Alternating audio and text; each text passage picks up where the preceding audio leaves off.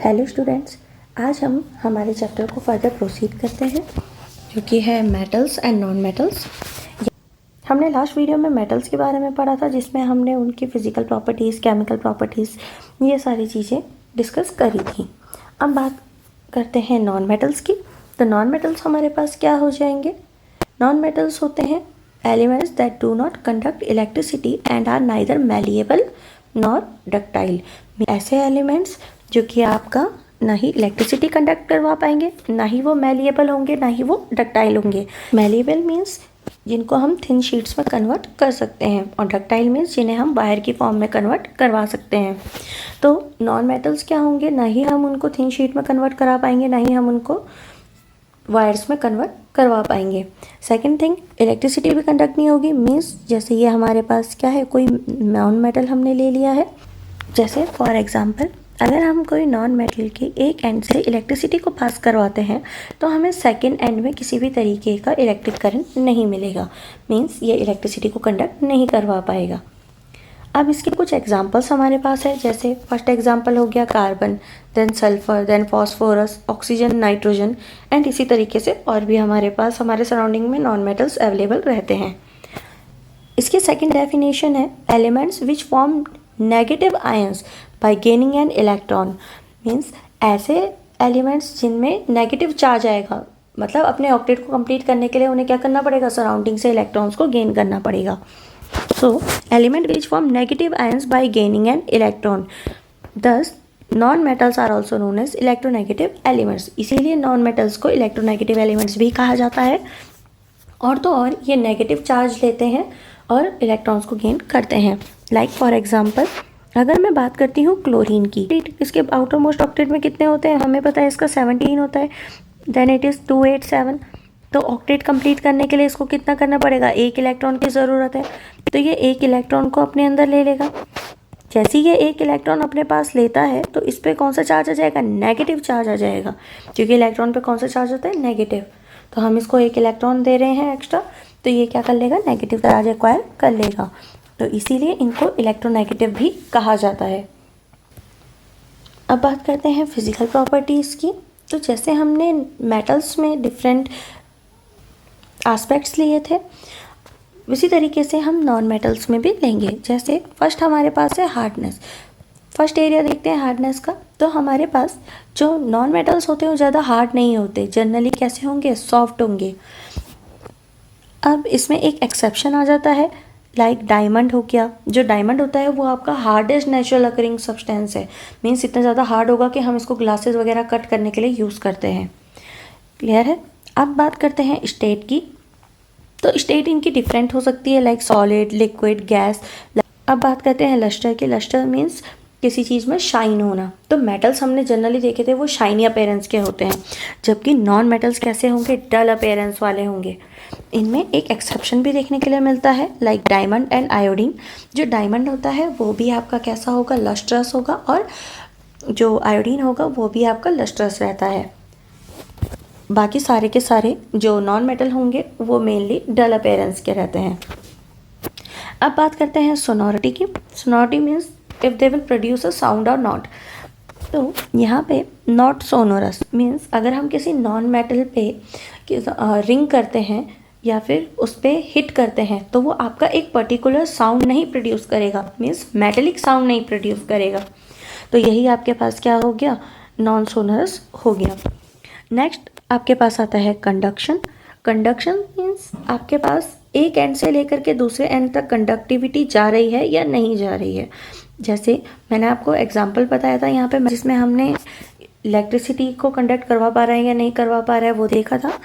तो जैसे for example ये मेरे पास नॉन मेटल है, मैंने इसे एक एंड से हीट किया, मैं इसको हीट कर रही हूँ, तो ये इस एरिया में तो गर्म हो जाएगा जहाँ पे मैं इसे हीट प्रोवाइड करूँगी, बट इसका जो सेकंड एंड होगा वो आपका हीट अप नहीं होगा। अब बात करते हैं हम यहाँ पे इलेक्ट्रिसिटी की। तो इलेक्ट्रिसिटी भी इसमें कंडक्ट नहीं होती है, जो हमने पहले देख दिया था। इनमें भी हमारे पास एक एक्सेप्शन होता है, लाइक ग्रेफाइट। जो ग्रेफाइट होता है वो एलोट्रोप होता है कार्बन का। एलोट्रोप्स मीन्स जैसे मैं बोलूँ कि अगर किसी एलिमेंट के एलोट्रोप्स हैं, तो एलोट्रोप्स का मतलब वो एलिमेंट डिफरेंट फॉर्म्स में किस तरीके से आपका अपीयर हो रहा है।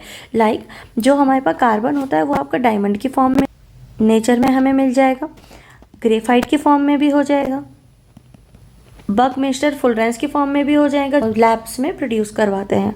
ये चीज़ क्लियर है। तो जो ग्रेफाइट होता है ये आपका गुड कंडक्टर ऑफ इलेक्ट्रिसिटी है, तो ये आपका एक एक्सेप्शन हो गया, क्योंकि बाकी सारे के सारे जो नॉन मेटल्स होंगे वो आपका इजीली इलेक्ट्रिसिटी को कंडक्ट नहीं करवा पाएंगे। तो यहाँ पे आप एलोट्रोप समझ गए। एलोट्रोप्स का मतलब होता है कि जो एलिमेंट है वो डिफरेंट फॉर्म्स में आपका अपीयर हो रहा है और वो आपकी क्या है, प्योर फॉर्म है। लाइक जो डायमंड होगा वो भी पूरा कार्बन से मिल करके बना होता है, ग्रेफाइट होता है कार्बन से मिलकर बना होता है, बकमिस्टर फुलरेंस होता है वो भी आपका कार्बन से मिल करके बना होता है, बस इनका स्ट्रक्चर डिफरेंट तरीके का हो जाएगा। ये डिफरेंट तरीके से अरेंज हो करके आपका क्या करते हैं, डिफरेंट प्रॉपर्टीज शो कर देते हैं। अब बात करते हैं मेलेबिलिटी एंड डक्टिलिटी की। तो मेलिएबल भी मैंने आपको पहले ही बता रखा है, जो थिन शीट्स में आपका कन्वर्ट हो सकता है, और डक्टाइल मीन्स जो आपका वायर की फॉर्म में कन्वर्ट हो पाएगा। तो आप बात करते हैं क्या ये मेलिएबल या डक्टाइल होंगे? नहीं, ये आपके क्या होते हैं, ब्रिटल होते हैं। ब्रिटल मीन्स अगर आप इन पे हैमरिंग करेंगे तो ये ईजिली आपका ब्रेक हो जाएंगे, ये इजीली आपके ब्रेक हो जाएंगे, इवन दो ये आपको प्लेन सरफेस प्रोवाइड नहीं करेंगे। अब ब्रिटल में जो इजीली ब्रेक हो जाए या क्रैक हो जाए, तो ऐसी चीज़ों को अगर हम हिट करते हैं तो आपको वो थिन शीट्स में या प्रॉपर तरीके से वायर में कैसे कन्वर्ट होते हुए दिख जाएंगे। अब बात करते हैं मेल्टिंग एंड बॉइलिंग पॉइंट की। तो जनरली इनका मेल्टिंग और बॉइलिंग पॉइंट लो होता है, सिवाय किसके, डायमंड के, क्योंकि डायमंड हमारे पास क्या है, एक स्ट्रॉन्ग सब्सटेंस है, तो जो जितना ज़्यादा स्ट्रॉन्ग होगा उसे उतनी हीट और एनर्जी प्रोवाइड करानी पड़ेगी ताकि वो ब्रेक हो सके या मेल्ट हो सके या बॉयल हो सके। नाउ डेंसिटी, डेंसिटी का मैंने आपको बताया था, डेंसिटी होता है आपका मास बाय वॉल्यूम, मीन्स आपके कितने वॉल्यूम में कितना मास प्रेजेंट है। लाइक मैं बोलूँ कि 1 लीटर वॉल्यूम में आपका कितना मास प्रेजेंट हो रखा है, तो उसी को किसी सब्सटेंस की डेंसिटी कहा जाएगा।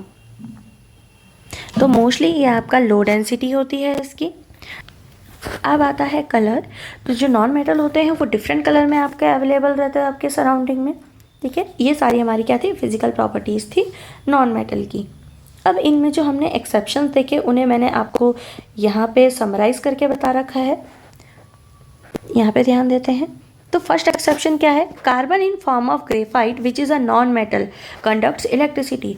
तो जो कार्बन है ग्रेफाइट की फॉर्म में जो कि प्रेजेंट है वो एक नॉन मेटल होगा। ऑब्वियसली कार्बन नॉन मेटल है तो उससे मिलकर के जो भी चीज़ बनेगी वो भी नॉन मेटल में आ जाएगी। ये आपको क्या करती है, इलेक्ट्रिसिटी को कंडक्ट करवाती है। सेकेंड आता है iodine. Iodine is a non metal and has shiny surface. जो आयोडीन होगा वो क्या है, एक नॉन मेटल है और उसका शाइनी सरफेस होता है। It means it is lustrous, ये आपका शाइनी सरफेस शो करेगा। डायमंड में भी आपका ये एक्सेप्शन काम कर जाता है। अब बात करते हैं नेक्स्ट एक्सेप्शन की, जो कि है कार्बन। जब कार्बन डायमंड के फॉर्म में होगा तो वो क्या होगा, एक्सट्रीमली हार्ड होता है। जबकि हमने पढ़ा था जनरली नॉन मेटल्स कैसे होते हैं, सॉफ्ट होते हैं, बट कार्बन जब डायमंड के फॉर्म में प्रेजेंट रहता है तो वो हार्ड होता है। इवन तो ग्रेफाइट भी आपका सॉफ्ट होता है, अगर आप उसको हैमर करेंगे तो वो आराम से टूट जाएगा, जबकि डायमंड को अगर आप हैमरिंग करेंगे तो वो ईजिली नहीं टूट पाएगा। नेक्स्ट देखते हैं, diamond is a non metal which is high melting and boiling point. Diamond एक नॉन मेटल होते हुए भी इसका हाई मेल्टिंग और बॉइलिंग पॉइंट आपको देखने के लिए मिलेगा। यहाँ पे तक हमारी फिजिकल प्रॉपर्टीज़ हो गई है और हमने उनके एक्सेप्शंस भी देख लिए हैं। अब बात करते हैं chemical properties of non metal. जैसे फर्स्ट आपके पास है रिएक्शन विद ऑक्सीजन। जब नॉन मेटल ऑक्सीजन के साथ रिएक्ट करता है तो वो बनाता है नॉन मेटेलिक ऑक्साइड। अब नॉन मेटेलिक ऑक्साइड एक्चुअल में होता क्या है, पहले इस चीज़ पे फोकस करेंगे, फिर हमें ये जो रिएक्शंस है उन्हें समझने में थोड़ी आसानी होगी। तो फर्स्ट देखते हैं, जो नॉन मेटेलिक ऑक्साइड है ये क्या होते हैं, एसिडिक होते हैं नेचर में, क्लियर। और ये ब्लू लिटमस को रेड में कन्वर्ट कर देंगे। मैंने आपको बताया था ना कि जो बेस होते हैं वो आपका रेड को ब्लू में कन्वर्ट करते हैं और जो एसिड होते हैं वो आपका ब्लू को रेड में कन्वर्ट करते हैं। नेक्स्ट देखिए, यहाँ पे हमारे पास ये है रिएक्शन दे रखी, reaction of non metallic oxide with water. जब किसी नॉन मेटलिक ऑक्साइड की रिएक्शन वाटर के साथ करवाई जाती है तो वो आपका क्या बनाता है, एसिड फॉर्म करता है। ठीक है, जैसे फॉर एग्जांपल कार्बोनिक एसिड यहाँ पे फॉर्म हो रखा है। Next, sulphur dioxide plus water give rise to sulphurous acid. अब यहाँ पे ध्यान देना, जैसे ही आपके पास कह रहा है सल्फर डाइऑक्साइड, डाई मीन्स 2, इसका मतलब सल्फर के साथ 2 ऑक्सीजन जुड़े हुए हैं। अगर ये आपको कहता है ट्राईऑक्साइड तो मीन्स सल्फर के साथ 3 ऑक्सीजन मिले हुए हैं। डाई मीन्स 2, ट्राई मीन्स 3, और मोनो का मतलब होता है 1। आई होप आपको ये चीज़ समझ में आ गई होगी। अब आगे बढ़ते हैं। तो सल्फर डाइऑक्साइड जब वाटर के साथ रिएक्ट करता है तो वो फॉर्म करता है सल्फरस एसिड। नेक्स्ट रिएक्शन देखेंगे तो sulphur dioxide reacts with oxygen and it will form sulphur trioxide. अभी मैंने आपको बताया था ट्राई का मतलब क्या होता है, 3 होता है। ठीक है, फिर अगर मैं इसी सल्फर ट्राइऑक्साइड की रिएक्शन वाटर के साथ करवाऊँ तो ये आपका सल्फ्यूरिक एसिड फॉर्म करेगा। अब कितने ही इसमें कंफ्यूज हो जाते हैं कि कहीं पे आपका सल्फरस है, राइट, और सेकंड जगह में आपका क्या है, सल्फ्यूरिक है। तो हमें कैसे पता चलेगा कहाँ पे OUS है, कहाँ पे इक लगा हुआ है। तो ये बात ध्यान में रखना, OUS हमेशा लगेगा जहाँ पे लेस नंबर आपका शो होगा, और इक लगता है जहाँ पे ज़्यादा नंबर शो होगा। मीन्स अगर H2SO3 है then it is sulphurous, and same H2SO4 है, इसमें देखो ज़्यादा ऑक्सीजन आ गए ना, तो ये क्या हो गया, सल्फ्यूरिक। ठीक है, सेम हम फेरस और फेरिक में भी कर देते हैं। फेरस आता है जब Fe की हमारे पास ऑक्सीडेशन स्टेट होती है 2 पॉजिटिव, तो इसमें OUS लगा देते हैं। और फेरिक आता है जब Fe3 पॉजिटिव होता है, इक। ये बात समझ में आ गई। मीन्स जहाँ पे ज़्यादा नंबर आएगा वहाँ पे इक आएगा, जहाँ पे कम नंबर रहता है वहाँ पे OUS आ जाता है। आप इस ट्रिक से याद कर सकते हैं। अब बात करते हैं रिएक्शन विद ऑक्सीजन की, जो हमने पहले मैंने आपको बताया था कि नॉन मेटेलिक ऑक्साइड क्या होता है वो बता दूंगी। अब वापस इसी रिएक्शन में आ जाते हैं। When non metal reacts with oxygen, तो ये क्या फॉर्म कर रहा है, नॉन मेटेलिक ऑक्साइड फॉर्म कर रहा है। देन कार्बन प्लस ऑक्सीजन, इन दोनों की रिएक्शन करवाई जाएगी तो ऑब्वियसली कार्बन डाइऑक्साइड फॉर्म होती है, और साथ में ही हीट प्रोड्यूस होती है, क्योंकि ये क्या है, कंबशन रिएक्शन है। तो जो कंबशन रिएक्शन होती है वो आपकी क्या करती है, किसी भी चीज़ को अगर आप कंबस्ट करेंगे, मीन्स जलाएंगे ऑक्सीजन के प्रेजेंस में, तो वो आपका हीट प्रोड्यूस करता है। ये चीज़ क्लियर है, मीन्स यहाँ पे हीट इवॉल्व हो जाएगा। If there is insufficient supply of air, अगर वहाँ पे इनसफिशिएंट सप्लाई है एयर की, तो आपका क्या फॉर्म होगा, कार्बन मोनोऑक्साइड। मीन्स पहले तो ऑक्सीजन ज़्यादा थी तो ये मैक्सिमम आपका CO2 बना सकता था, तो इसने 2 ऑक्सीजन उसके साथ जोड़ दिए। ठीक है, अब जब इनसफिशिएंट हमारे पास ऑक्सीजन है तो आपका क्या फॉर्म हो रहा है, कार्बन मोनोऑक्साइड हो रहा है। मोनो मतलब 1, मैंने आपको बताया था ना, मोनो मीन्स 1। तो ये उसकी रिएक्शन प्रोवाइड करी गई है। Carbon plus oxygen give rise to carbon monoxide, और सेम यहाँ पे भी हीट आपकी इवॉल्व होगी। यहाँ पे कुछ चीज़ें ध्यान दीजिएगा। जो कार्बन मोनोऑक्साइड होती है ये एक टॉक्सिक सब्सटेंस है। इवन दो जब हम इसे इनहेल करते हैं तो ये फैटल होती है। फैटल्स मीन्स जानलेवा। अब सेकेंड रिएक्शन देखते हैं। इसमें सेकेंड एग्जाम्पल है जो हमारे पास कि when sulphur reacts with oxygen it gives sulphur dioxide, और साथ में हीट इवॉल्व हुई। Now sulphur catches fire when expose to air, जैसे ही हम सल्फर को एयर के कांटेक्ट में लेकर के आते हैं वैसे ही फायर को कैच कर लेता है। नेक्स्ट एग्जांपल है हाइड्रोजन प्लस ऑक्सीजन, ये भी आपका क्या प्रोड्यूस कर देगा, वाटर प्रोड्यूस कर देगा। नॉन मेटेलिक ऑक्साइड हमने देख लिया था। नेक्स्ट रिएक्शन है when non metal reacts with chlorine, when non metal reacts with chlorine it forms non metal chloride. ये आपका क्या फॉर्म कर रहा है, नॉन मेटल क्लोराइड फॉर्म कर रहा है। For example hydrogen plus chlorine, ये इसने क्या बना दिया, हाइड्रोक्लोरिक एसिड बना दिया। Next phosphorus plus chlorine, then it forms phosphorus trichloride. Tri means 3, मैंने आपको बता रखा है। Mono means 1, di means 2 and tri means 3। Next है third reaction with hydrogen, when non metal reacts with hydrogen it forms covalent hydride. Covalent का मतलब होता है जब 2 एलिमेंट्स जिनकी इलेक्ट्रोनेगेटिविटी लगभग सेम हो उनके बीच में बॉन्ड फॉर्म हो, तो उसी को बोला जाता है covalent. Like for example hydrogen and sulfur reacts to forms hydrogen sulfide, next है आपके पास nitrogen plus hydrogen give rise to ammonia. यहाँ पे आपके पास कुछ की पॉइंट्स है, like non metal do not react with water और स्टीम। जो नॉन मेटल होते हैं ये आपके पास वाटर या स्टीम के साथ रिएक्ट नहीं करेंगे। लाइक हमने मेटल्स में देखा था, when metals react with water या स्टीम, वो क्या फॉर्म कर रहा था, आपके पास मेटल ऑक्साइड बना दे रहा था और साथ में हाइड्रोजन गैस को रिलीज कर दे रहा था। बट यहाँ पे आपके पास नॉन मेटल्स इस तरीके की कोई भी रिएक्शन नहीं देंगे। अब बात करते हैं non metals do not react with dilute acid. जो नॉन मेटल्स होते हैं वो डाइल्यूट एसिड्स के साथ भी रिएक्ट नहीं करेंगे। अच्छा, अब डाइल्यूट एसिड्स क्या होते हैं, डाइल्यूट वर्ड का मतलब क्या होता है ये मैं आपको अभी एक्सप्लेन कर देती हूँ ताकि आप लोगों को कोई कन्फ्यूज़न ना रहे। यहाँ पे डाइल्यूट का मतलब होता है जहाँ पे सॉल्यूट कम होगा और हमारे पास जो सॉल्वेंट होगा उसकी मात्रा ज़्यादा होगी। लाइक फॉर एग्जांपल अगर मैं डाइल्यूट एसिड की बात करती हूँ तो यहाँ पे एसिड जो होंगे वो क्या होंगे, लेस होंगे, या फिर इसका जो वॉल्यूम होगा वो लेस होगा as compare to the solvent, जो कि मैंने क्या ले रखा है, वाटर ले रखा है। तो जहाँ पे सॉल्वेंट ज़्यादा होगा सॉल्यूट के कंपैरिजन में तो वो हमारे पास हो जाएगा डाइल्यूट। वहीं मैं बात करूँ अगर कंसनट्रेटेड की तो यहाँ पे हमारे पास सॉल्यूट की मात्रा ज़्यादा है, कंसनट्रेटेड एसिड, तो एसिड मेरे पास ज़्यादा होगा और जो सॉल्वेंट होगा वाटर वो हमारे पास क्या हो जाएगा, उसकी क्वांटिटी क्या हो जाएगी, लेस हो जाएगी। आई होप आपको डाइल्यूट और कंसनट्रेटेड का मतलब समझ में आ गया होगा। एक और बार रिपीट कर रही हूँ, डाइल्यूट मीन्स जहाँ पे सॉल्यूट कम है as compare to the solvent, और कंसनट्रेटेड का मतलब होता है जहाँ पे सॉल्यूट ज़्यादा है as compare to the solvent.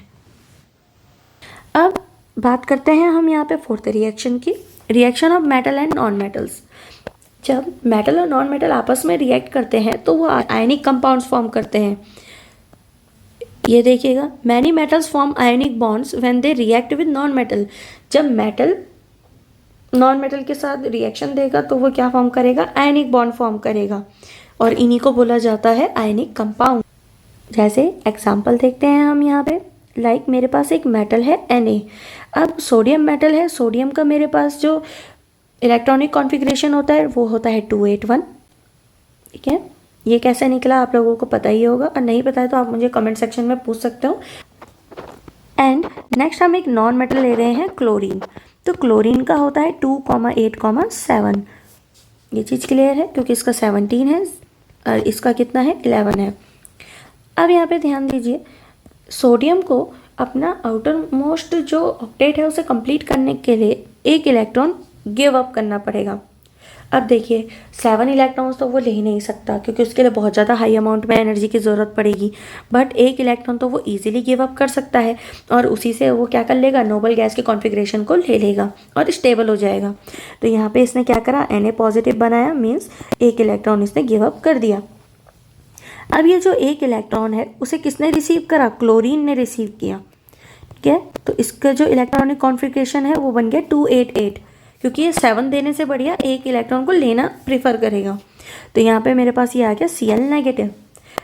अब जब ये Na पॉजिटिव और Cl नेगेटिव एक दूसरे के पास में आएंगे या कांटेक्ट में आएंगे तो ये क्या करेंगे, एक दूसरे को अट्रैक्ट करेंगे और इनके बीच में किस तरीके का बॉन्ड फॉर्म होगा, आयनिक बॉन्ड फॉर्म होगा, जो कि क्या है, एक अट्रैक्शन है, स्टैटिक अट्रैक्शन। किसकी वजह से, अपोजिट चार्जेस की वजह से। होप आपको ये चीज़ समझ में आई होगी। और इसी कंपाउंड को, जो ये NaCl है जिसे हम कॉमन सॉल्ट कहते हैं, हमारे घरों में अवेलेबल रहता है, इसी को इस तरीके के कंपाउंड को बोला गया आयनिक कंपाउंड, मीन्स जो आयंस से मिल करके बना हुआ है। ये बात समझ में आ गई। फॉर्म किस लिए हुआ, क्योंकि इसमें पॉजिटिव नेगेटिव का अट्रैक्शन था।